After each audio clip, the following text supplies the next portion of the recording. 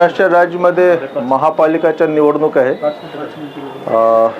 त्याप्रमाणे मी पण माझा वोट दिला आहे सोलापूर महापालिका निवडणुकीसाठी आणि माझ्या सर्वांना आव्हान आहे की आता थोडा वेळ शिल्लक आहे. ज्यांनी वोट केले नाही त्यांनी नक्की आवर्जून आपले वोट द्या. खूप खूप धन्यवाद.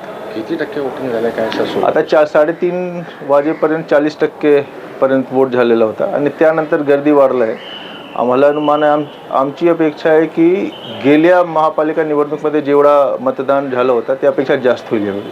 5:30 नंतर आलेल्यांचं कसं मग ते नाही, 5:30 नंतर जर तुम्ही लाईनमध्ये आहात 5:30 वाजता तर तुम्हाला वोट देण्याचा अधिकार आहे. 5:30च्या नंतर लाईनमध्ये जर तुम्ही नाही आहात तर वोट देण्याची संधी तुम्हाला मिळणार नाही. किती वाजेपर्यंत चालणार ते 5:30 नंतर? तो मतलब वेगवेगळे बूथवर वेगवेगळे आहे. काही ठिकाणी नेहमीच्या प्रमाणे थोडा उशीर मतदार येतात, उशिराने मतदार येतात. तर त्या ठिकाणी आता विधानसभामध्ये आमच्या जे अनुभव होता ते 8-8:30 वाजेपर्यंत पण लोक रांगमध्ये होते.